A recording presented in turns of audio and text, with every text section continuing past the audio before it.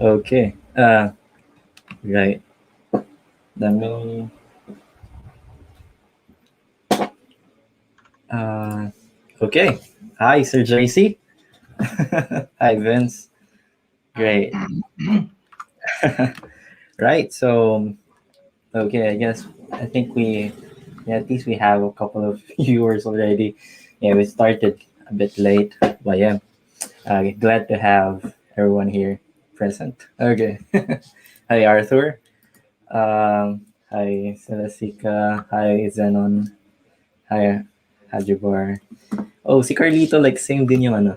I think same din yung handle niya sa sa Discord. Hey, Carlito.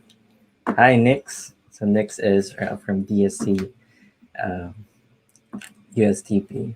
Yeah, glad to have you here. Oh, I mean, CPU, DSC CPU. Yeah, right. Hey, guys. Okay, yeah, I think, yeah, we can start, I guess.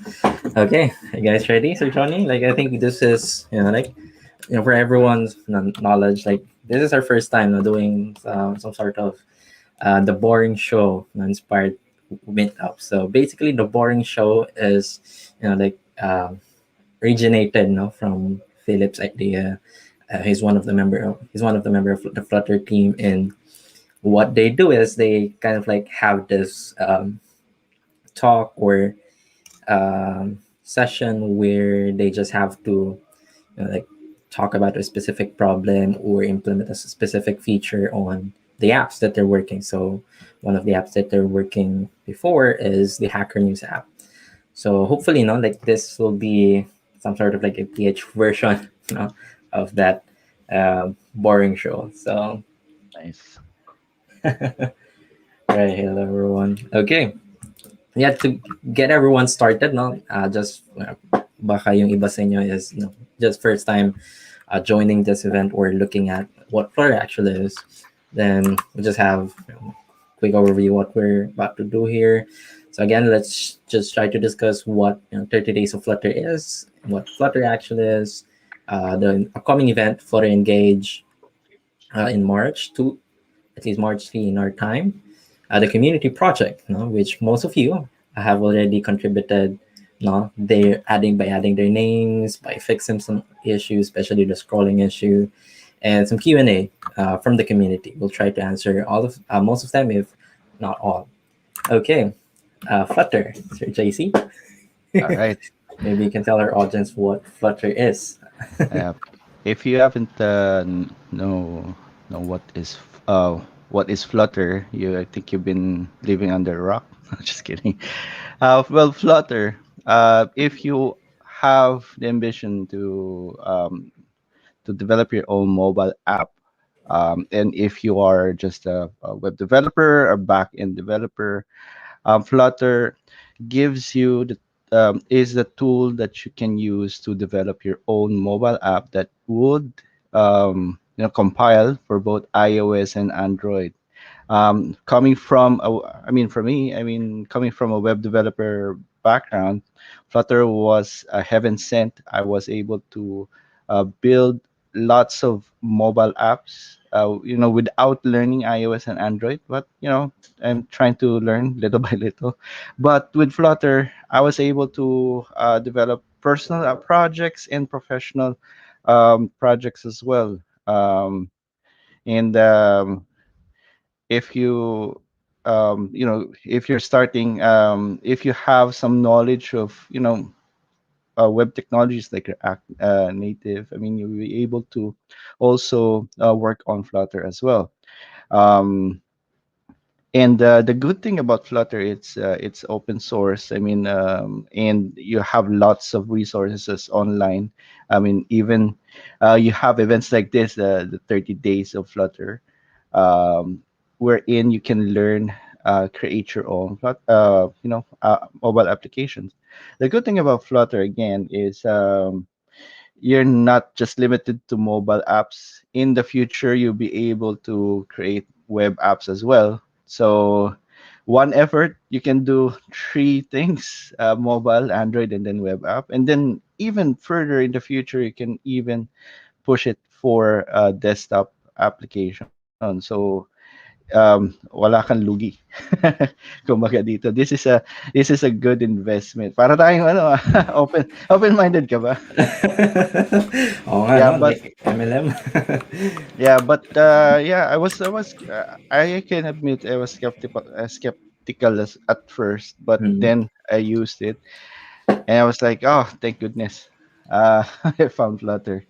I think it's the mobile toolkit for the future. Okay. Thanks for sharing your thoughts, Sir Johnny. You know, I Yeah. believe some of you there have learned a lot what Flutter is. Hmm. So, you know, like for the past few weeks, almost 2 weeks now, we've been running this event. No, this is the event of the Google Flutter team globally. So this is the event mentioned by Sir Johnny, 30 Days of Flutter.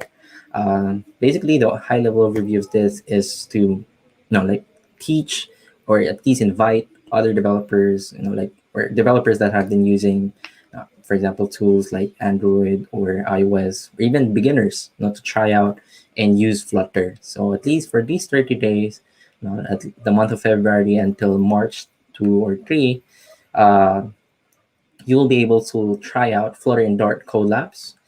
You will be, like at least for the challenges that we have, we will be, challenging everyone to read, please, spend at least 30 minutes or an hour to read blogs or documents related to Flutter for you to be able to learn something new every day for the next remaining 30 days or 20 days.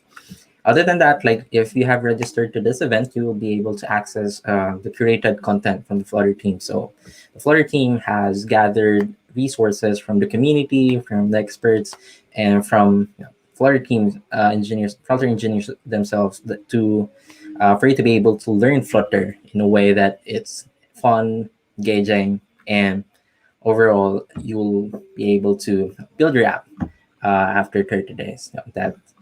That's kind of like exciting for everyone because like it's not usual for us to be able to, for example, like I think like every day nasa bahay lang tayo, we have a lot of time to spend on other things, gaming. So hopefully this month you will have some time for to learn a language like Dart or toolkits, UI toolkits like Flutter, for you to be able to skill up while Hmm. everyone or while you are at home. And even better, like in the Philippines, we have this kind of like extended event for this global event. So the additional things that we do on top of the things that the Flutter team organized for you is we send out daily digest updates regarding to the challenges, to the meetups, and like to the content that is being shared to us by the Flutter team. We also have a community project where you will be able to earn some swags. So I think some of you are fond of receiving swags, digital credits, and some cool prizes. If, for example, if you participated and contributed to our repo, participated in the Code Labs challenge, sent out twice a week.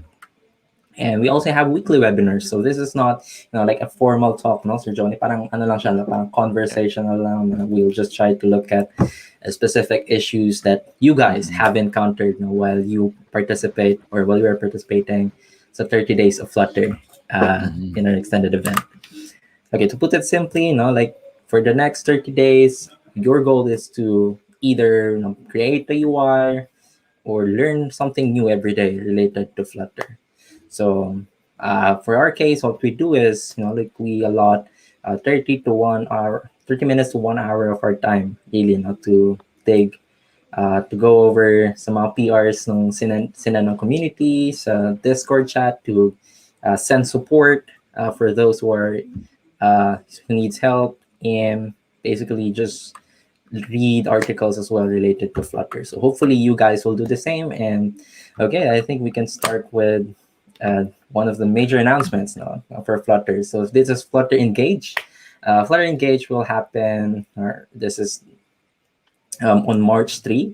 So right now we don't have any specific details what it is, but we encourage you to visit the link that we will be sending to you in the comment section, because yeah, like from your direct to your email, you will receive the updates from this event. So We don't have any details about this. We just encourage you to sign up for this event.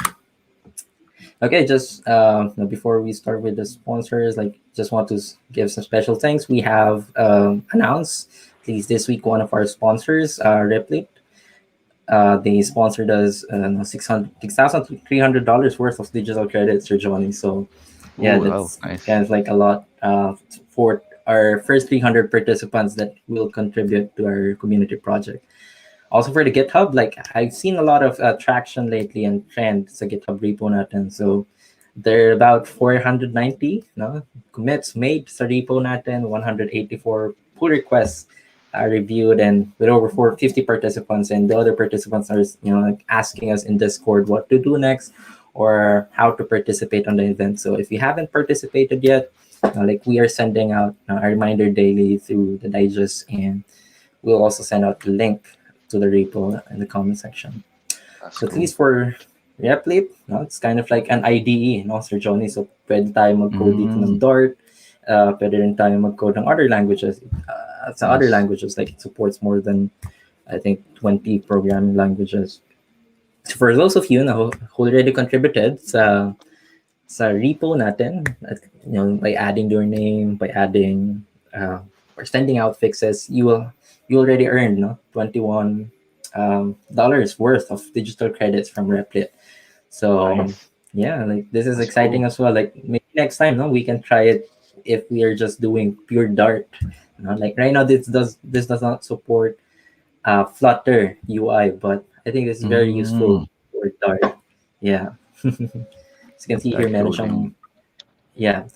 Although, no, like on top of the thing, no, like that we're doing today, like yung community project natin, this is the link. Ang gagawin natin ngayon, like this is actually going to be a live coding, from among the three of us. So Sir Johnny, is here. Naka-join na ba? Huh? Yes, Naka-join okay. si Sir Johnny. So as you can see here, some mga participants, Vince is also here. Okay. Nice. Okay, so what we're doing right now is we are using the uh, live share extension by for Visual Studio Code. So this is exciting because this is the first time that we're actually doing it. And as you can see here, Sir John is here, And Sir Devlis, Vince is here. Okay, all right. So I think my error na. Okay, just to give you an overview, what our goal is. Basically, meron lang tayong PR. We have or an open issue that I think I came across yesterday. It is kind of an interesting one if you can see it on your end. So this is related to the search of yung community mm, project natin. So with this one, as you can see here, updated na yung community project natin. Like in update, like last week hindi kami nag-send out ng design tickets. So may nag-volunteer nag-innovate ng design. So this is how it mm, looks like right now. So looks nice. yeah, di ba? Like I mean, anyone can innovate, and even if you're just starting with Flutter, you can also Mm-hmm. contribute to open source project, which kind of like you learn two things at Mm, once. yeah. Okay, so at least yung goal natin, as I mentioned dito sa comment, goal natin is to, I'm not sure if it's clear. Goal natin is, I think provider is already added, no, Sir JC, like or events. Like yeah, I think it's already added. So para makita if added na siya, you can just simply go to PubSpec, Mm-hmm. YAML, just provider. I think it's here. Okay, I think it's here. Maybe the Yep. first step of this uh, challenge is done. So the next high-level review that we're about to do is search. Okay, search, no? So, right now, Sir JC, saan ba natin pinupull yung data? Or Vince, saan natin pinupull yung data? Sa, ano, no? Sa, Sa mukhang sa JSON file. JSON file. Tama, JSON file, no? Kaya meron tayong, okay. Yeah, I guess dito nga. So, meron tayong JSON file. Okay, that's about 461 lines. So I guess for everyone's understanding, dito nag-update yung mga nagko-contribute sa list na ito. For example, if you want your name or your picture to be added here, you can copy this one and paste it, um, at the bottom of the list or wherever you like. Tapos, yeah, you can eventually you will be able to see your name here sa deployment ng project natin. So you can access the website to devs.flutter.ph.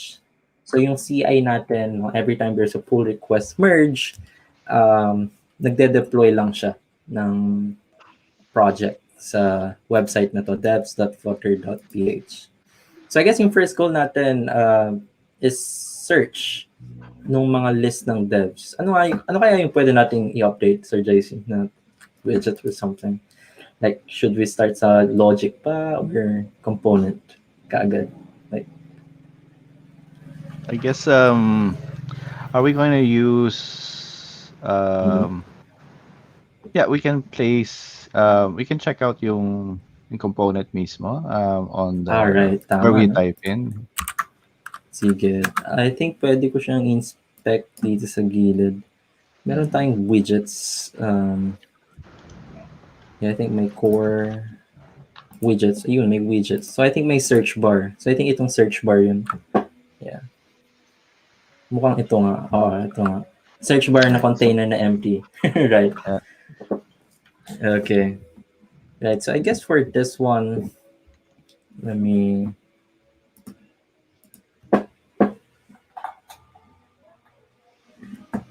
Yeah, I guess for this one, I think ang pwede nating unang gawin is mag-expose ng text field, no? Like text field. Mhm. Not sure, Vince, is pwede kang maglagay ng text field dito ngayon. Like, I think dito na lang, no? Child. Yeah, pwede rin. Sige nga, let's try yung sa line 26. Na-control mo ba yung ano ko? Yung dito, line 26. Pwede ka mag-add ng search bar. Okay, so I think, sige, like, this is the first time that we're trying live share. So, nag-work. Uy, Nag-work. nice. I'm not doing it. So, Vince is typing it. So, yeah, that's cool. Parang may ghost, no? Pag may code, dapat, ito pala yung gagamitin mo, no? Kapag gusto mo nang pumasa sa coding interview, no? Mag-live share ka, tapos lagay mo yung pangalan mo. Install mo muna sa ano. Nice. Okay, text form field. Right. Field or text field? Siguro text field na lang kasi isa lang yung field natin eh. Kaya para since wala naman tayong i-handle na error. Nice. Okay. Sige, I think we can try this muna. Save ko na lang. Tapos run natin. Hindi ko paano magiging itsura nito. I think sobrang Ayos. liit na. Iba pala. Website pala natin to. Okay, so after yung component, later natin i-discuss yung sa state management. But yeah, I think for the meantime, we'll just start sa component. Okay. Nice. Okay, di ba? Si Vince yung nag-add ng component na ito. It's not me, it's Vince. So we're using live code extension. So I think Vince, pwede natin gawin, siguro tanggalin yung decoration. So I think yung mga lines na nakikita nyo for this text field is part ng decoration, right? Like input decoration. Okay, so I think Vince, siguro pwede natin tanggalin. Okay. Nice. Okay, this is... Okay, yeah. Okay, pwede mag-reply sa mga... Maintenance of coding interviews. What do you call this widget na tanggalin yung ano yung underline? I think meron siyang outline board. something, di ba? Oo, meron siyang underline. Pero ngayon, ang goal natin is walang underline or something. Parang ano lang siya. Or pwede rin natin palitan yung kulay. No? Like parang... Pero ngayon maganda pag wala nga. No? Wala siyang underline. So I guess pwede ata tayo magsabay. Sige, doon ako sa taas. So, outline. Pwede nating inspect yung ano. Style. Okay, suffix. I think pwede nating gamitin tong border. Tapos yung input border, meron siyang properties na border site. Yan. So ngayon wala namang none. Yun lang may underline. No? Underline. Input order that man. Outline input border ba yung gagamitin natin? Ayan, pwede rin yan. Input border. Sige, try natin i-save.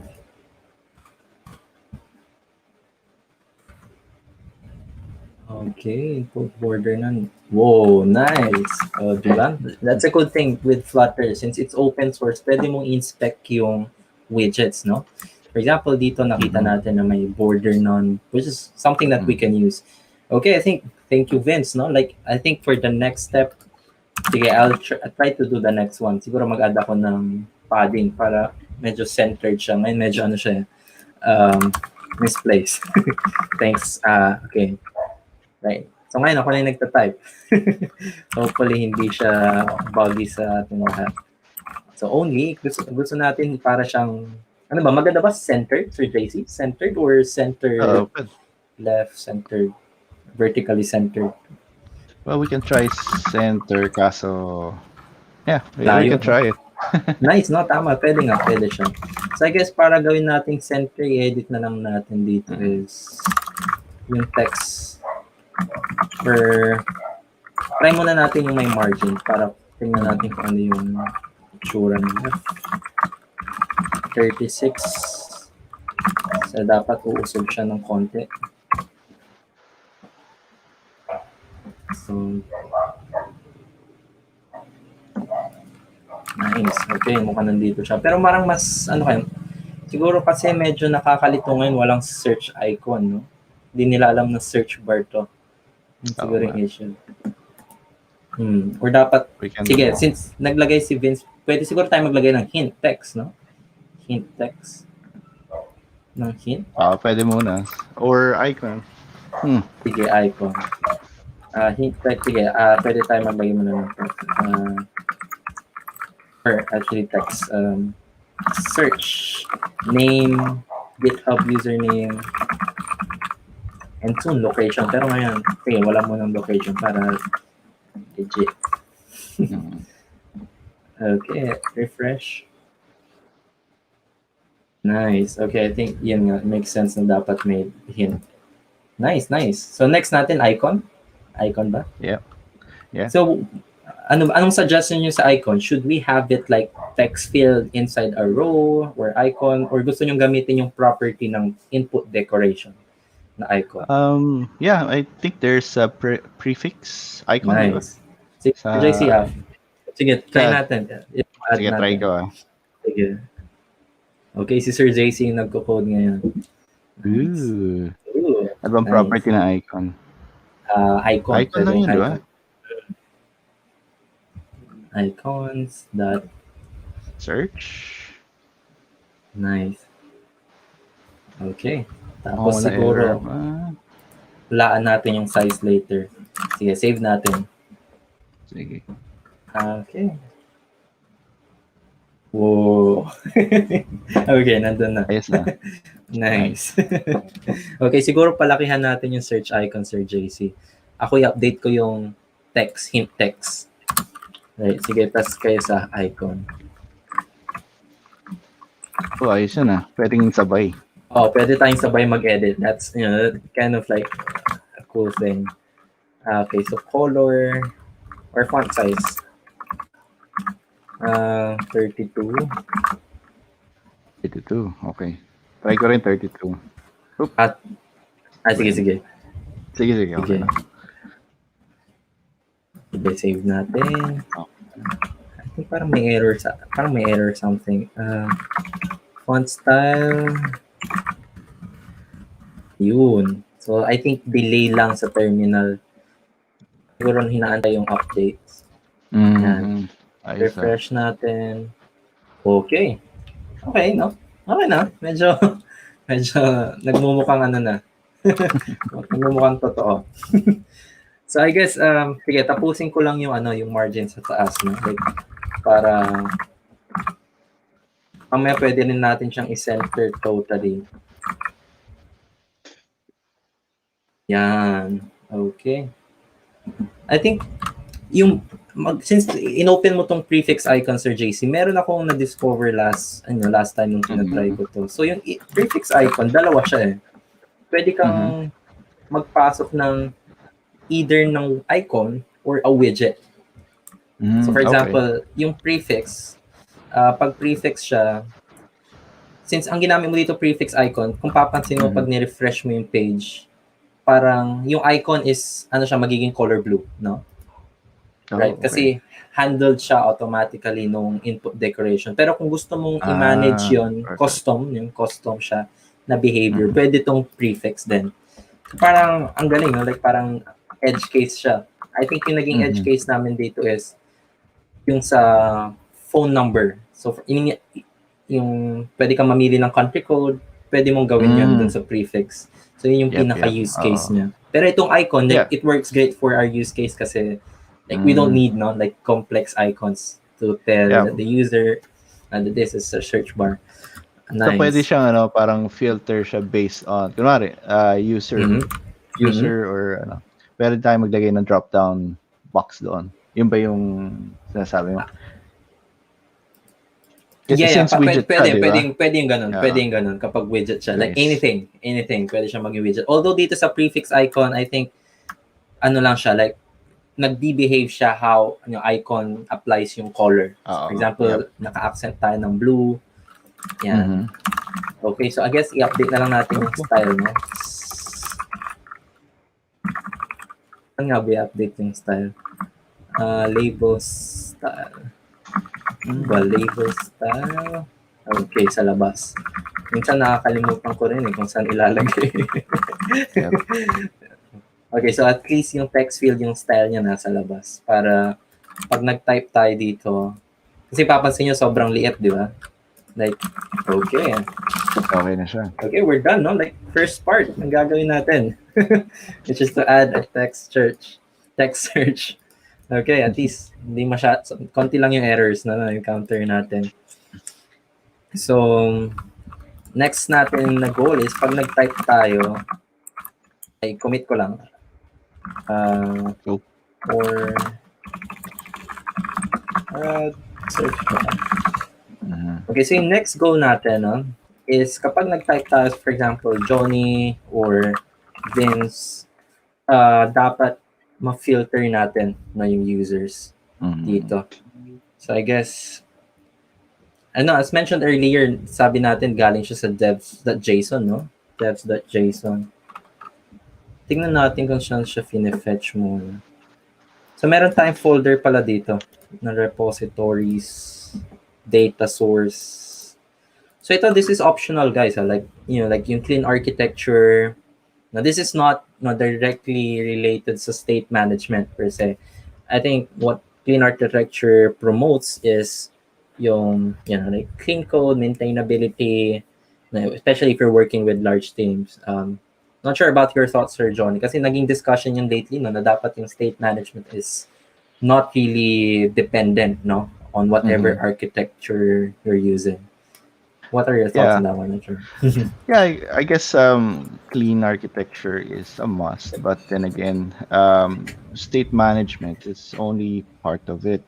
The good thing about having it as structured this way, merong separate na repository at data source to fetch yung data.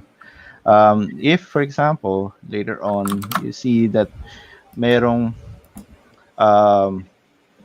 kayo nakitang state management that much better fit doon sa need nyo, you can potentially switch to another one if you want to. Yun yung doon. That's a good thing about using clean architecture. Pero hindi ibig sabihin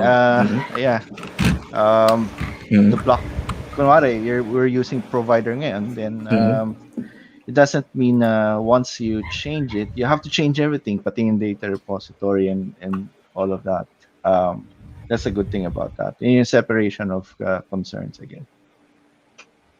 Right. That's a really good point, especially yung coupled, no? Like for example, if yung state management mo is or if, for example, if you're using clean architecture, so as long as you're placing the right files, the right Mm-hmm. classes all together, and not like parang, for example, may isa kang giant file or giga some god class. I think that's kind of like one of the big benefits of using or large one of the best benefits of using clean architecture. Because right now we're using provider, but in the future, some of you might want to migrate it to Mobex, to Block, Mm-hmm. to Redux. Like, yeah. Okay, at least for state management, I assume some of you have already tried some of the code labs. We send some newsletters. If you haven't, like we have it sa newsletter natin. We can forward it again sa comments later. Um, so at least yung goal natin muna before searching is to understand where the data is coming from. So right now, since GitHub pages tayo, yung API is not allowed. Like calling external API from a static page is not allowed sa GitHub. At least, like otherwise maraming mag-abuse kapag Mm-hmm. Yeah. pwede yon. So at least for this one, ang ginagawa natin is every time binibuild natin yung uh, Flutter app natin for web, binabundle natin yung assets. Yung assets, happens to be yung JSON list ng users. So, yung kanina pinakita natin, kung nag-copy-paste kayo dito ng isang content, tapos nilagay niyo yung details, yung lalabas kayo dun sa website natin. And kinukuha natin yung files through a local data source. So this is optional, but this is how we retrieve it. So we load the devs.json file, Mm-hmm. and we have a model that is responsible for parsing, and like also you can map it back to JSON object if we are sending the data back to our servers. But right now we're just retrieving data. So what we are concerned about here is the way it parse yung JSON object. So for example, for every name, we will just assign it to a regular string variables Dart object. Rows, there's a list of strings, and so on and so forth. So ang goal natin dito is to jump from data source to repository. Okay? So repository, again, as you can see here, like sobrang basic, bakit kinailangan pa natin ng repository? Again, in the future, if you want to add more functionalities like search, like like what we're about to do now, pwede natin paglaruan yun dito sa repository or dun sa provider layer natin, which is kind of like what will be managing our state. So right now, wala tayong state pala, no? Sir Jonitas Vince, wala tayong state or view model for provider. Paano iba niname yung yung provider niya? Like, that model ba? Or that model din ba? Right now, ganito natin siya ginawa. That model. Okay, cool. I think okay na rin, no? Like, yung iba kasi minsan, that view model, pero, just for clarity, walang ni-specify si provider na pwede mong i-gamitin view model or you can also use basically model lang. Ang goal lang natin dito is to use yung term na model to represent UI, state changes. So for example, meron kang gustong i-fetch sa UI na to, pwede mong gumawa ng function for calling an API. Right now, this is a mock API calling local functions. And yung algorithm natin, it's very basic. One is every time the user enters a name, we accept the input. Tapos, so sa mga coding interviews, I guess some of you are doing like this. So you try to outline the problem. So right now, our goal is to accept input from the user. What's next? Siguro like provider na kagad, no, guys? Provider. Siguro any changes sa input. Right. Call provider method, no? Or search yan. Gagawa tayo ng search method. Tapos gawin natin yung, saan nyo gusto gawin yung filter? Sa repository ba or sa provider? Ako inisip ko sa sa provider or repository. I think since this yung data kasi natin, we're not fetching it sa remotely, Mhm. um, I think it's better to do it sa provider. Kasi Mhm. instead of, reading the JSON again, pwede yun. Or saan ba natin ina-hold yun? Wait Yeah, I lang. think that's a good point, Sir JC, no, na local lang Mhm. talaga yung data natin. Kasi iniisip ko, Oo. it's best to store. Kasi yung magiging issue natin Mhm. dito is storing, tapos yung accessing. Oo. So for example, meron na tayong copy ng list. It doesn't make Mhm. sense, no? Like, na mag-retrieve pa ulit tayo dun sa disk. So parang Yeah, expensive yeah. yun eh.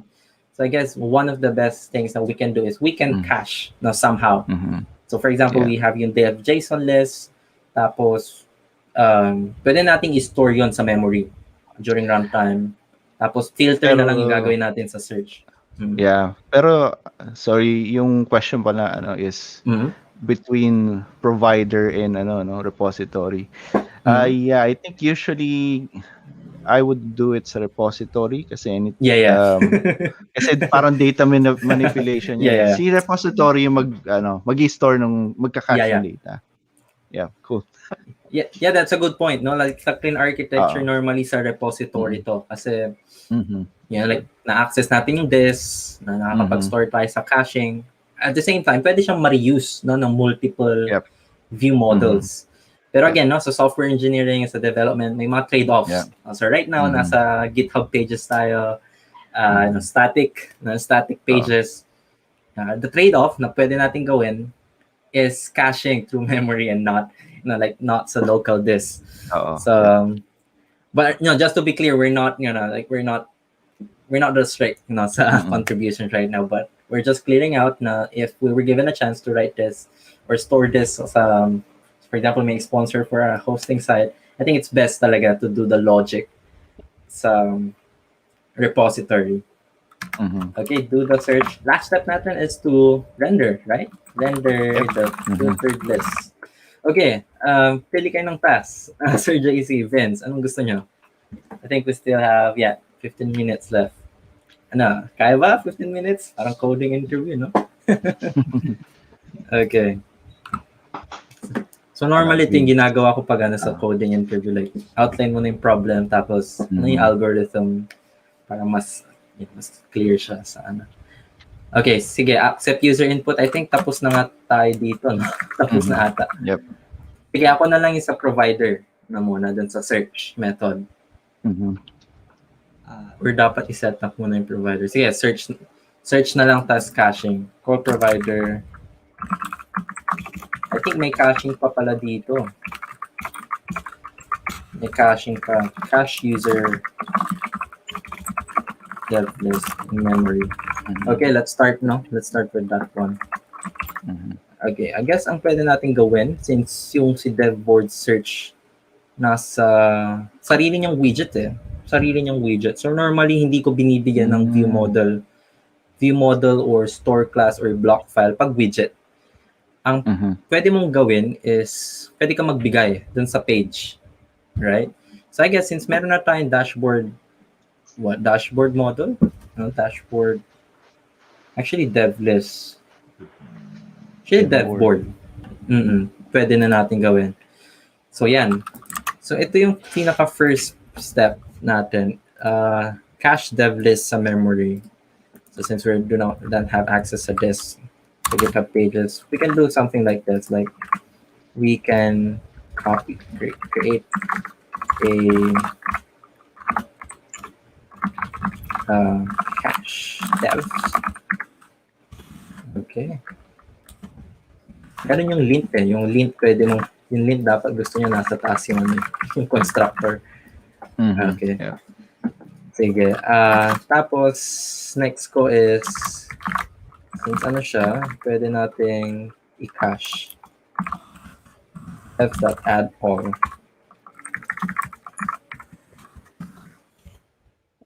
So, I guess, sasabihin niya dito, future list. May issue. Like, okay, sorry. Dahil siya ay future. No, dahil siya ay future pala. Okay. So, pwede natin gawin na flag is para hindi tayo maabak sa expenses is if empty, Nice. pwede tayo, yeah, pwede lang, doon lang natin siya ika-cache or doon lang natin siya kunin sa API, fake API. Other than that, like, I guess this is the first step really. Like, this is the first step. I-review lang natin yung cache devs. Yan. Try natin, baka nasira ko. Yeah. I think, okay, I think it's still working somehow. Okay, next, gusto nyo pick up? Search? Mag-add lang ng search. Like, I think pwede natin gawin, ang suggestion ko dito is either dot contains, yung array dot contains, or, like,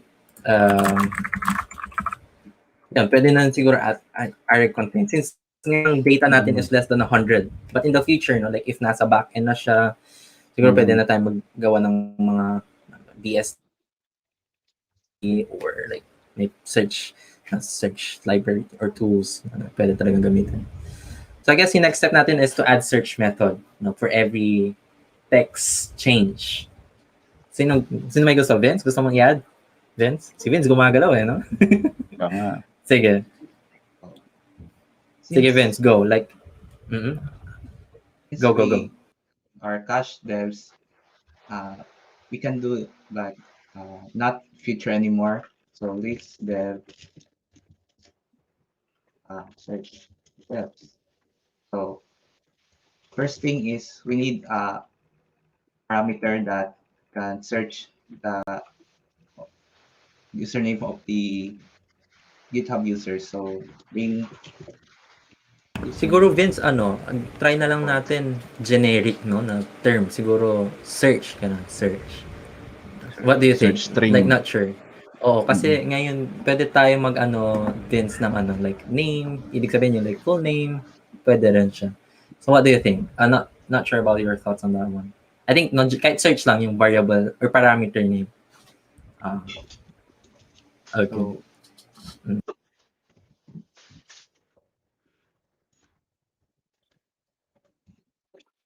So what we can do now is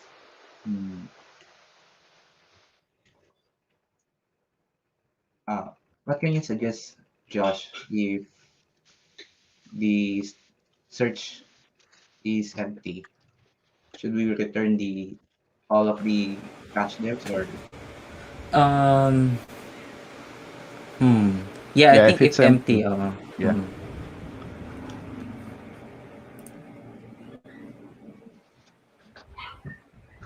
So here we can return. Ano tayo, no? Fake back-end devs. Wala tayong back-end talaga local lang Okay. Okay. Oops, sorry. Okay. Sorry. Yan. So again, for everyone who's coming right now, we're doing some sort of inspired meetup from the boring show. So what we're doing is we're unprepared, kung ano yung gagawin namin for today for the meetup. But like I think it turns out hopefully may nasa search may nangyayari. Thanks to live share, Visual Studio Code extension. So the three of us, Sir Johnny, Vince, as you can see, we're actually editing this project together. Even if we're not physically in a single roof. Okay, so I think, tama. Maganda yung use case na to lowercase kasi there's a chance na baka, lowercase or uppercase. Okay. Dev.contains lowercase.search. Ano yung error dito? I guess kasi yung dev is object. So dapat, pwede mong kunin yung name siguro dito, Vince. Oo. Right, user. Name. Yep. Sige, mamaya natin i-try yung GitHub kasi mukhang complex yung GitHub. Pero we can start with this one. Nice. Okay, I think, tapos ang kulang na lang dito, Les. Ano sa tingin mo yung kulang dito, Les? Vince or Sir Johnny? May kulang dito.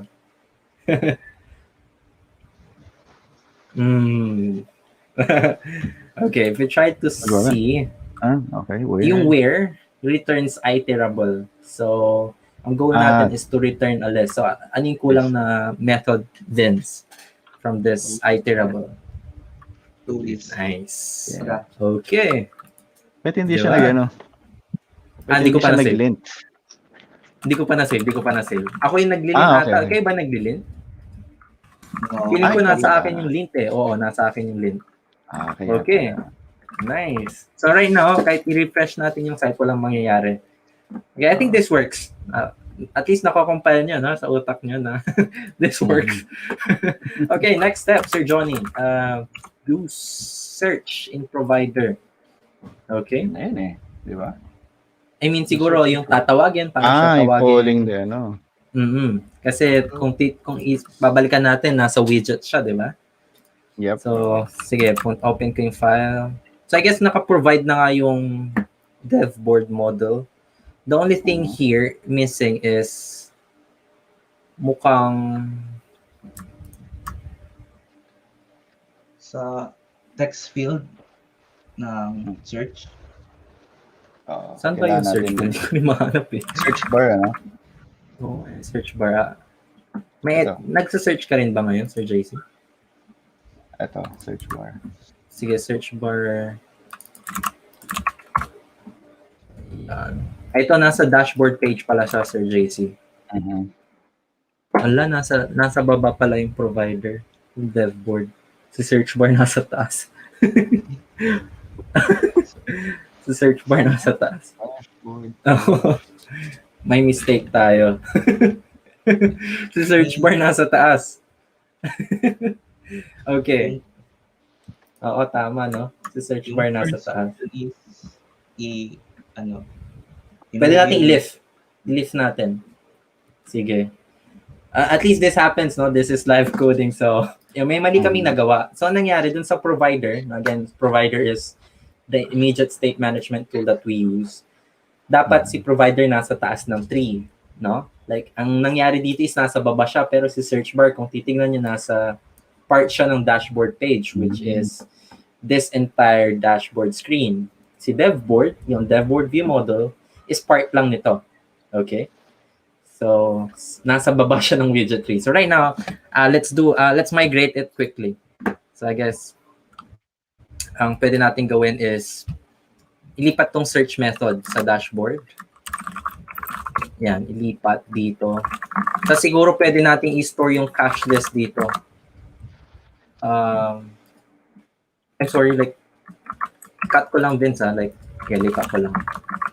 Tapos, yung get devs. I think pwede na lang tayo mag-expose ng method no, na mag-accept ng cache devs sa... Pwede rin tayo mag-proxy provider, although yeah, magiging complex yun for our audience. But yeah, I think ang naisip ko dito is pwede nating i-store yung cache devs dito. Yan. I mean, pwede tayo mag-store sa dalawang places right now. Yan.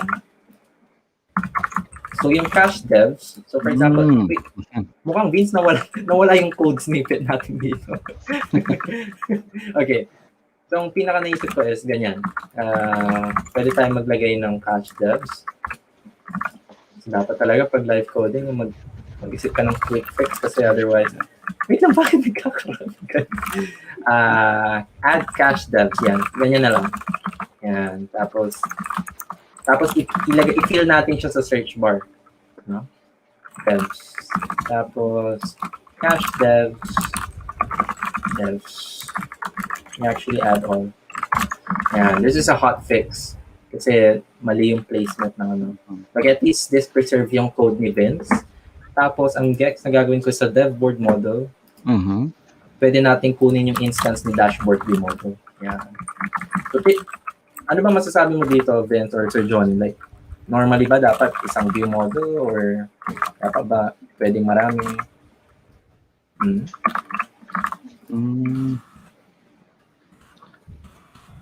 I think for shared instance, no, this works. Right now, what we're doing here, since, you know, like, pinaka-issue talaga natin is Dapat yung dev board nandito siya. But right now, yung get devs nandyan.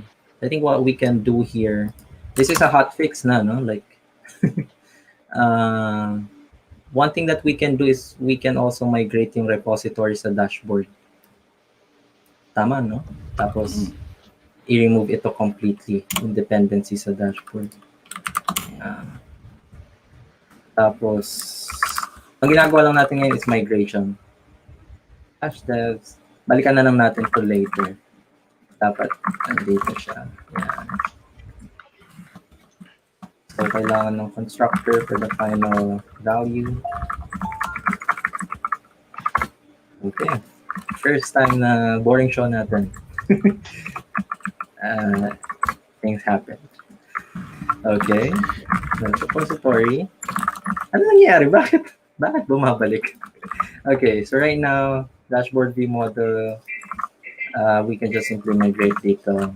I think yung kulang na lang is yung repository dapat i-assign sa dashboard view model. Which is, nasaan ba? Devs repository. Tapos, yan. Okay. So yan. So, Johnny, pwede ka nang mag-start sa search. I think wala pang text controller yung wala pang text controller ito. Tapos wala pang, pero pwede mo nang gamitin yung search. Yeah, directly. Search bar. Nasa dashboard page ako. Yan.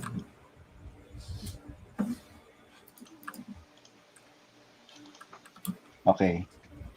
Ano bang, Yeah, ang goal lang natin dito is mag-expose tayo ng text change callback. So for example, yeah. So every time we type it here, I guess pwede natin gawin is to call the search method from the dashboard model. Okay. Okay. So basically, dapat sa siya, di ba? Sa text field. Di ba merong on change? Ano bang recommend mo? Yung controller ba gusto mong i-store sa search bar or yung controller gusto mong ilipat sa dashboard? I think that will be the concern, you know. I think since stateful widget siya, pwede ka ata gumawa dito, no, ng text editing controller. Tapos pwede kang mag-expose ng function callback siguro. No, for yeah, tama. Sige. Nice. Sige. So text field, kailangan pa ba ng text editing controller for that one? Yes, kasi we have to accept yung pwede rin yung on change, pwede rin. Tama, nakaano lang pala tayo, text field lang. Tapos iisa lang, no? Iisa lang. Tama, makes sense. Pwede rin. So, on change. Nakita niyo ba yung changes ka? I think yung best thing lang, Sir Johnny, sa controller, why we are using controller is if later gusto nating maglagay ng clear button, pwede natin siya ngayon i-ano. Right. Pwede natin siya i-control outside nung search widget. So, isa sa pwede natin gawin is pwede kang mag-expose ng editing controller na mako-control nung kung sino man yung parent page natin. Ikaw, your call. So for now, sige. So for now, we can start with this. Like, we can start with this. Sige. I think we're using keyboard anyway, so may backspace. Oo. Tsaka, yan, wala pa naman kasama, hindi pa naman siya kasama sa scope. Oo, hindi kasama sa scope. Dapat trade-offs, no? Like, no, not because you can do it, you should do it. Yan, tama. Tamang motto yan. Keep it simple muna. So, on change. Okay. So, I need to call yung provider, di ba? Or pwede kang mag-expose ng ng callback para hindi siya tightly coupled. For example. Okay. So, kasi yung search bar gagamitin natin siya sa jobs page eh. So, may chance na baka ibang callback yung gagamit. So, parang ganun siya. So, paano ba natin gagawin yun, Sir JC? Okay. So, sa search bar, lalagyan natin ng variable, right? Yeah. Function, callback. Kahit yan, function. Tapos, yan. Ganyan di ba? Yeah, tama. Sorry, nag-type ako. Yan. Tapos, string, string, On change or something. yan, Usually, change. Tapos may parameter dyan, Sir JC. string yan, String, di ba? string yung ipapasa natin. So, string search, siguro. okay. String text. Ewan. String text. Tapos, from here, we'll just call widget dot on change. Usually, pwede rin naman... Ay, kailangan to ng variable, Sir JC. Lagyan ko lang ng sige. search, yan. Tapos, kailangan natin ng constructor. Sige. Malalagay mo ba yung constructor? Feeling ko ano siya, sa auto ko. So, nasa link ko siya, kaya yan. Mas madali sa akin. Yan. Okay. Okay, Sir JC. Your call. Nasaan na ba tayo? Yan. So, yan. dito sa text field, nakalagay ng... Yep. Nice. So, on change, string value. Tapos, since string lang naman siya, you can actually diretso siyang widget on change. But for now, dito muna. Okay. Yeah, we can do that. Sure. Next time is dito. So, since nag-expose ka, Sir JC, ano kaya next gagawin? So, I guess we need to call... Nandito yung ano, no? Sa... on change siya, Sir Johnny. On change yung in-expose mo. Okay. So, sige. Ano bang... sige, lagay natin on provider. Yeah, no worries. Like, so yung ginawa ni Sir Johnny, no, nag-add siya ng callback for every keyboard press. So, siguro test na lang muna natin, Sir Johnny, no, if it works. Okay. So, search, string, tapos mag-print tayo. Print, search. Search. Ang galing, no? Like sa Flutter, diba? Like, pag sa iOS yan, baka, I have nothing against, pero like, sobrang dali sa Flutter. Para kang nag-HTML code. Okay, let's try to restart. Tapos, ngayon, like, normally, kapag mobile app yung ginagawa mo, is dito ka tumitingin ng print. Pero since nasa web tayo, inspect element natin. Tapos check yung console. Yan. Dito natin dapat siya makita. Ang daming error. Sorry. Okay, let's try to search yung name. Yun. Okay, yan, lumalabas na siya. Johnny. Yan. Pero bakit hindi siya nagta-type? Yun. Kasi naka-ano lang siya. Naka-compress. So, hindi pa responsive yung website natin, guys.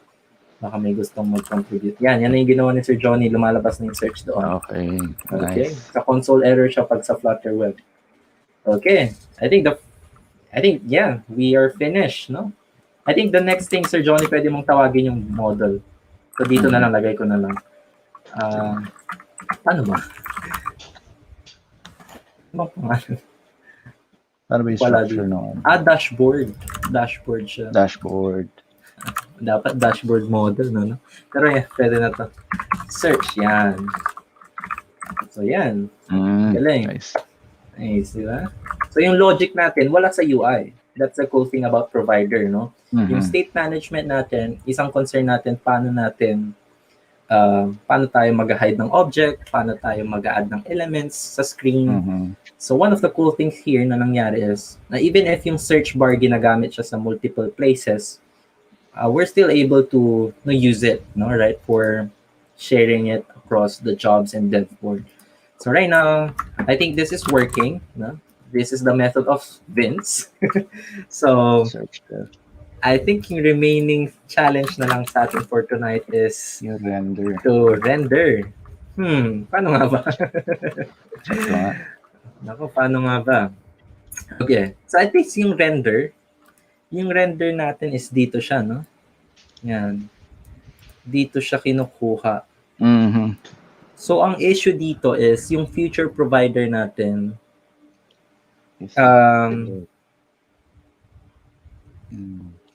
Parang initial lang natin tinatawag yung future provider kung titignan nyo. So, parang for example, like, kung ano man yung ni-return nitong future provider na ito, yun lang yung data. Which introduce an issue. Kasi, like, static siya, like fixed, no? Like, fixed siya. So, I think yung pwede natin gawin is to refactor this entirely. So, we can remove feature provider. Tapos we can move the call here. Yeah. That's don't worry, no? Like magfe-fetch lang naman tayo if empty yung cache dev. So even if this is called once or called many times, yung method na to, it will not consume yung this. Oo, tama. So ang pwede natin gawin, since ngayon consumer na siya, which is sa provider, pwede kayong magkaroon ng granular rebuilds. So meaning, normally sa provider, if naka-listen kayo, if naka-uncomment yan, buong widget tree magre-rebuild, no? Kung sino man yung naka-subscribe. Pero since gusto natin mas optimize somehow, pwede natin i-listen false. Ibig sabihin yung scaffold container, hindi yan magre-rebuild. Pero yung consumer, naka-subscribe doon sa list dev, mag-listen siya whatever change is made doon sa data na yun. Okay, so this one, dapat hindi list.dev, dapat dev, kasi yung, or dashboard model. Kasi ang gusto natin is kung may nag-change man sa mga values nito, whether yung cache devs, or actually, pwede natin gamitin to as, actually, ito, no? Like, yun pala yung issue, like, cache devs. I think nagre-return tayo, pero hindi natin wala tayong no? Notify listeners. Oo, notifier. Wait lang, parang may, I think ang pwede natin gawin is, yung search devs natin, pwede tayong mag-assign somehow ng isang, for example, like, isang ganito, like, this dev, tapos yung parang taga-kuha lang ng ng value. So, for example, temp search. Yan. Tapos, yung filter ni Vince, pwede natin gawin temp search. Tapos, return lang natin yung cache dev. Nag-return tayo dito ng list, pero I think yun nga mas effective siya kapag no? Like, yung strategy natin is future provider. Pero ngayon ang gusto natin gawin is to listen if this changes, yung temp search. Okay, so I think yung sinabi ni Vince, which is tama, yung notify listeners. Yan. Okay. Gumagalaw siya, guys. Gumagalaw. May nagmumulto eh. Okay. So bago tayo mag-return, mag-notify na tayo dito. Yeah, pwede na yan. Yeah, tama. Okay, temp search. Tapos yung temp search ngayon,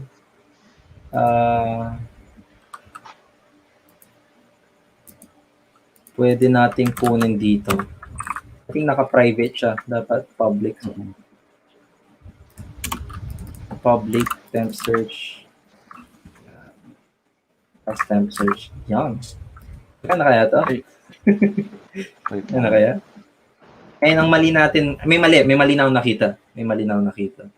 Ano kaya yung mali? Pag ni-refresh ko to. Pag ni-refresh ko to, walang lalabas. Kasi yung temp search, initially wala siyang laman. Diba? So I guess pwede natin gawin dito is i-assign yung cache devs. Yung get devs. Dito. Later, pwede rin natin siya convert na sa future provider. Pero I think ito yung mas fastest way para medyo mas straightforward with everyone. Eh, kanina kasi naka-future provider tayo. That's one-time thing. We can change it later. Kailangan ba ng notify din? Tama pala, no? Notify listeners. Kanina naman, yung parang... Kasi kapag gagamitin natin yung future provider, dapat mag-expose tayo dito ng search keyword sa dev board page. Tapos isipin nyo yung get devs, magiging search dev siya sa future provider. Ganun yung alternative doon. Yes. Pero ngayon kasi baka complicated para sa iba yung future provider. Like, let's stick with yung data changes. Okay? So hopefully this works. It worked. Ito na, moment of truth. Gagana ba? That's right. Yan, pwede rin yung streams. Tama si Oliver. Pwede rin. But right now, let's just keep things simple. No, like, hindi ko mana. Or baka naglalag. May problema siguro. Nagkakaroon na tayo ng error. Doon sa search devs, I think may Search dev. nakita ko. May final siya eh. May final keyword siya. Final keyword. Wala. Sa temp search equals to devs. This one? Dapat wala to, no? Right, tama. Kasi para ka nag-declare ng local variable. Oo. Nice. Good catch. Let's see. Tapos, ayan. Yan natin. Oh, it worked. Yun. Okay. Nice. Ang galing. Wala na. Nag-backspace Wala. na sira. At least it worked, right? Like, yeah, that's basic state management siya. So, for example, Daryl, so I think yung problema na lang natin kapag nag-clear, no? Oo. Dapat pag nag-clear yung search, pero dapat mag-reveal. Kasi walang notify dito, Sir Johnny. Vince. At saka ni-return lang natin. Oo, ni-return na natin agad. Dapat temp search siya. Temp search muna. Tapos saka ka mag-notify. Tapos pwede rin yung suggestion ng isang audience natin, yung streams. Pero yeah, like right now, no, like ang ginagawa lang natin is every time there's a change, we notify whoever's listening. So right now we are notifying the entire dashboard page. So yung fix na gusto natin dito is kapag nag-clear, no? So let's see. Vince, backspace. Nag-work. Oh, nag-work. Okay. Great. It works, no? So right now, yung challenge natin for the next participants is to add search functionality for GitHub usernames, location, or whatever it is, no, na pwede nating makuha with their info. So for example, Android developer, dapat pag nag-search tayo ng Android, siguro may lalabas na Android. Para siyang free-form search, no? Ng developer, Sir JC Vince. Nice. Okay. Dami yan options. Okay, the code is not that good, no? Like, to be honest. But I think under 30 minutes, under 20 minutes, this is something, no? Like, that can be used by HR recruiters, no? That who will be partnering within a couple of weeks, no? For those of you, who's interested to apply for jobs in the coming days, we'll have some announcements. Okay. Yeah, I think we finish it, Sir Johnny, Vince. Nice. Nice. We actually had additional, like refactor. I mean, that's kind of like the cycle. Okay, I think we can accept a couple of questions, like 3 minutes. I think we started. I think we started like around 7:10. So I think this is good. Like under an hour. Yeah. 7:10 tayo nag-start. Okay. Galing ni Vince eh. Oo nga eh. Search algo. Nawala sa isip natin yung na yung search. Mas complex kasi ito eh kapag yung ganito. Kasi pag ganito, future provider gagamitin natin. So, naisip ko I guess dito one ticket dyan is to refactor this one to make it cleaner. No? Kasi ang issue with this kind of setup, so for example, yung temp search, pwede kang magkaroon ngayon ng maraming listeners. So like if you try not to expose more values, like for example, marami kang variable temp search. I mean, it's possible and it's doable, but at the same time, like if it's global, I think as much as possible you try to keep it down, para mas mababa yung maintenance or overhead mo looking out for example, yung temp search, pwede kong gamitin sa jobs, pwede kong gamitin sa, like hindi siya explicit, like anyone can listen to this one, this variable. So yun yung unang challenge na nakikita ko dito, kaya naisip ko pwede siyang i-refactor. Subject for refactoring. Kasi isipin mo pag yung method lang siya, tapos nire-return mo siya sa UI right away, it's explicit, no? So you are sure na yung widget na yun lang yung kukuha ng access na yun. Tapos if gusto mo man siyang gamitin sa ibang UI, alam mo rin kasi tinawag mo yung search devs eh.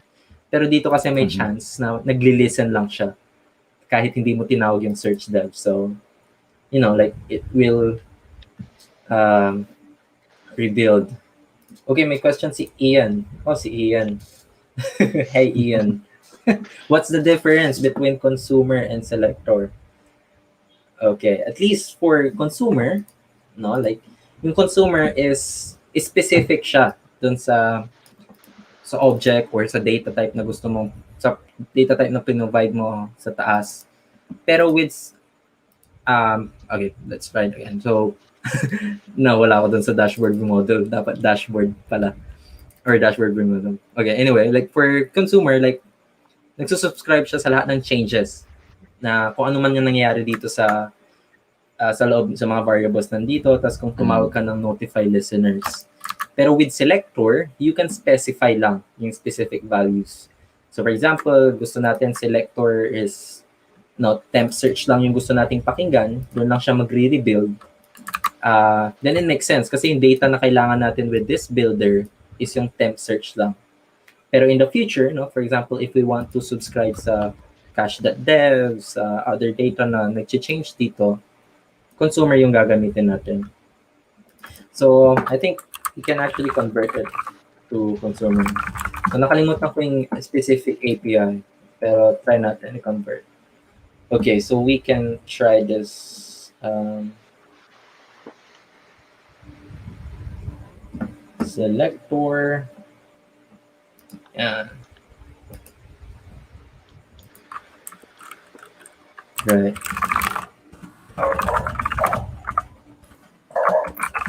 Okay, at least that's the high-level overview. Check natin yung API. So, try natin yung convert. So, I guess, consumer, kung ano man yung changes na nandito, mag-rebuild siya. Pero with selector, you can specify yung specific property. So, for example, we can add something like this. For example, like, dito memorize yung API. So, we have to check for the docs. We have like hopefully this works, like dashboard model, tapos list step, selector, what is a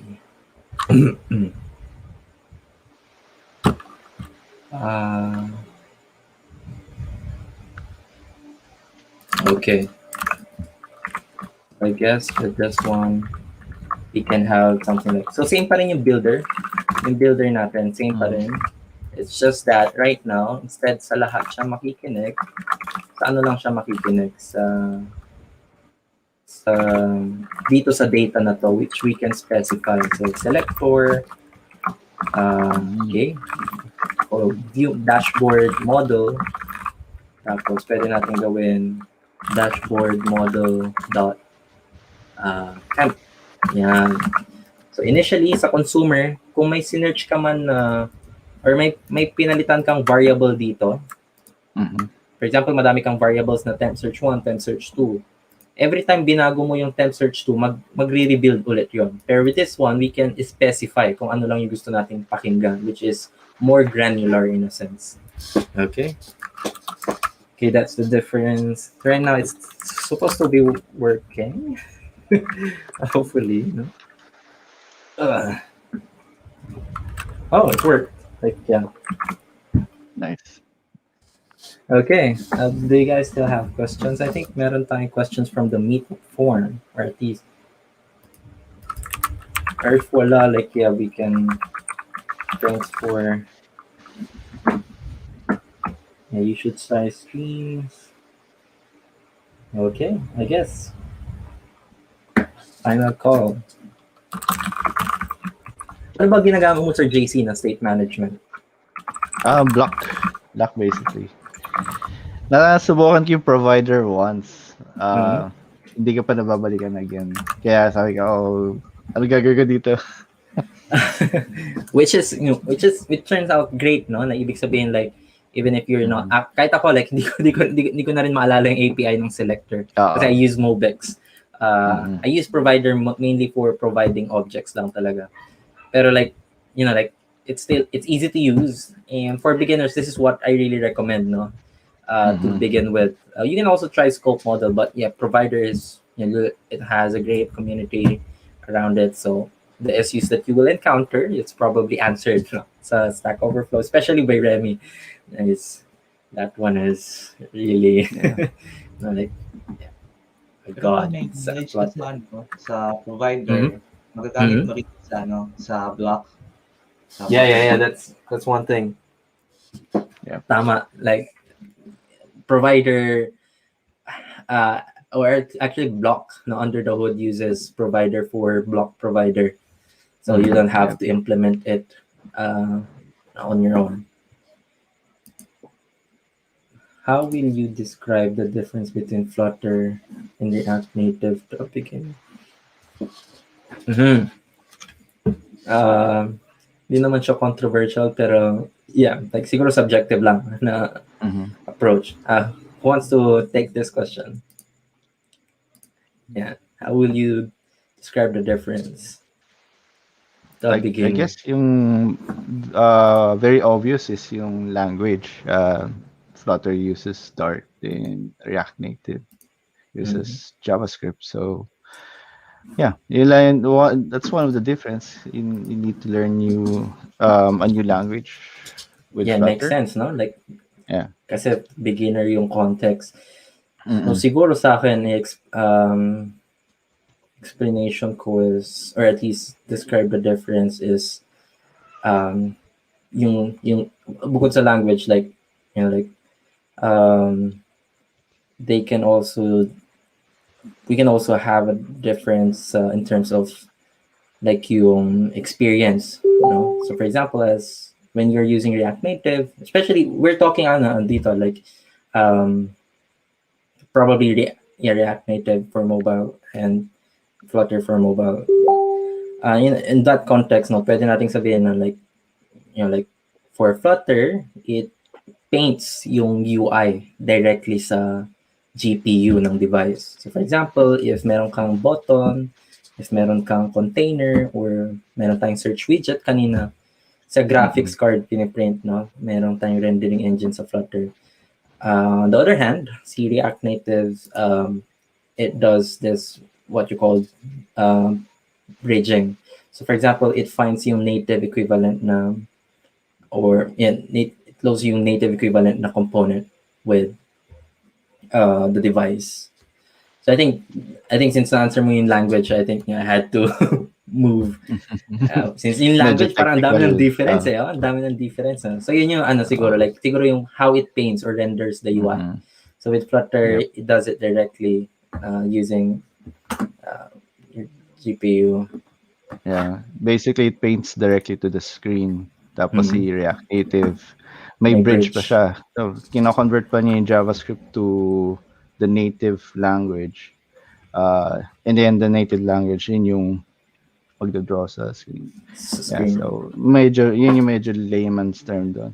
And Mm. it's because of that bridging yung medyo issue sa performance. I think yun yung issue sometimes with the React Native. Kasi with Flutter, since it's native code, it's much faster in performance yan. So kaya nga native performance si Flutter. Yeah, but then again, there's nothing wrong, like, using Mm-hmm. React Native or Flutter, like these Yep. tools. Now, if you know how to use them well, like, these Mm-hmm. performance and this kind of, like, language issue, now you can learn them talaga. Like, Yeah. so again, this is just a matter of, what works best for your team, what works Mm-hmm. best for you as a developer. Okay, let's try to answer this one. I think still have 2 minutes. Any thoughts about River Pod? Vince, I think Vince is had been following this since, the start of the package. Hmm. Yung sa Riverpod naman is, uh, this is not dependent on the Flutter framework, but uh, it is independent to any framework. So, for example, you can use Angular Dart with RiverPod. You can use uh, the native Dart with RiverPod. So RiverPod does not rely on the build context, which is uh, available to from the build method or from the stateful widget. So yun yung issue ni Remy sa ano sa Flutter, and mostly sa ang mga tanong is why can't I why can't I not use the context outside the widget build, or why does context really matter too? So, yun yung question din ni ano ni Remy sa sarili niya. So, he made another state management that does not rely to any frameworks at all. So, Mhm. yun yung issue. Yeah, and also like one of the thing it mentioned. Thanks for that, Vince. Also, like one of the Thank things now mentioned by Ian. I think if you are trying, it's compile time safe. So, for example, like right now earlier nakita natin na possible na baka ma-encounter natin yung issue na yun if we're using dev board model sa taas ng kung saan siya pre-provide, di ba? So, ma-encounter natin yun through provider, but hopefully with RiverPod, those kind of issues can be catch during compilation. So, I think like madali mo siyang ma-check. No? Right now, what happens is if you try to deploy it, may chance na baka error page yung makita mo upon creating yung build ng app natin. But right now, it's fixed. We use dashboard model. Okay, I think we have last one for Harvey. Harvey, nasaan ka? Wait lang, ba't nasaan? Ayun. What are the other state management tools out there? How would you rank them for difficulty? Hmm. Yeah, this is a very subjective question, no? Like, dun sa send nating newsletter for today, no? Like, it really depends, no, on a lot of factors like developer productivity, team, project timeline, complexity, whether it's a simple Mhm. project or whether it's a complex project. Yeah, like as of the moment, like I cannot rank them like totally, but like if you're starting, you can start with provider scope model. If you Mhm. are like really working on a real project, you can either choose Mobex, Block, or Redux, or no, whatever it is na similar dun sa tatlong yun. I think there's an official list dun sa state management ng Flutter, which is we also send it list. What are your thoughts about their Sir Johnny Vince sa state management? Like, how would you rank them? I mean, are you able to rank them? Complexity, probably, yeah, depends din kasi yan eh. Mhm. What are you used to and what, basically clicks. There's some people would get block. Um, some people might think it's really complicated, and it's a bit true. But then again, once you get used to it, it would be easy. Um, Maganda sa block nagkaroon sila ng qubit, which makes it even easier. Mhm. So I think with the state management, whatever you are used to, and it will evolve din naman eh. I mean, like yung block. Um, Again, yung block is based on block pattern, and it's really complicated. Then nagkaroon ng package na Flutter Block by Felix Angelov. Made it easier. Then nagkaroon ng qubit, which made it even more easier to use. So it's up, yeah. It's up to you to play around and find out for yourself. Ikaw, Ikaw, Vince, like, Vince. your thoughts. Anong ginagamit mo ngayon? Actually, iba-iba eh. Yung sometimes may provider, sometimes may block, or may gusto lang ako i-try Actually, yung first project ko, ano lang siya eh, set state lang. So, Mm. so, Kaya naman. Diyan siya nag-start.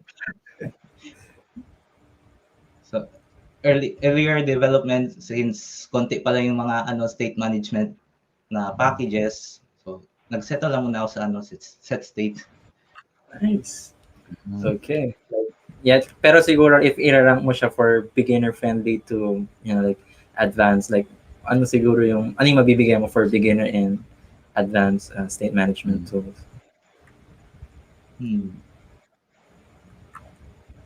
That really depends kung Mm. which prefer do you like. Or Yeah. kung small apps lang naman and you can manage it without any state management tools, pwede rin naman set state or what you call the inherited widget too. So Mhm. parang Yep. kalimutan na rin natin yung inherited widget. Luma Ano na na. kasi. Um, Provider na. Mhm. Okay. Yeah, like, thanks for sharing your thoughts, guys. No, like Set medyo state. ano talaga, no, subjective talaga yung Mm. question na yun. Like, yeah. May question ka, Arthur. Ano yung Arthur ba? Nag-count ka na.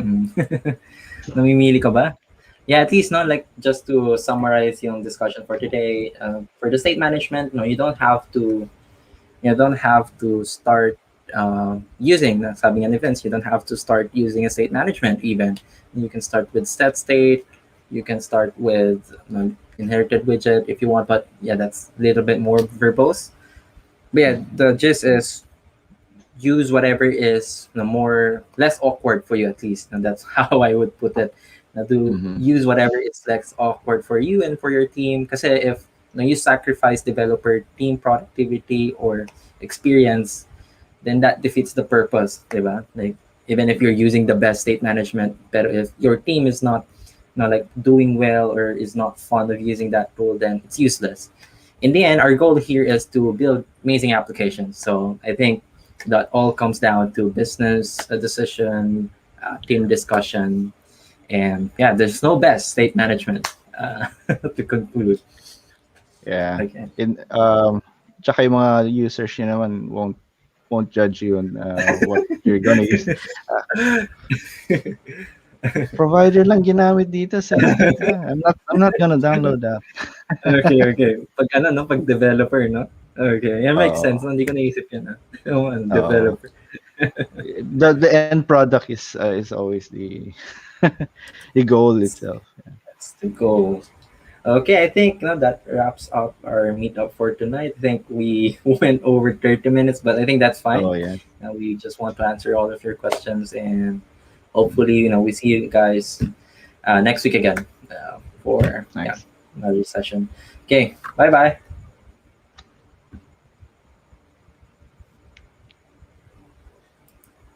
And broad.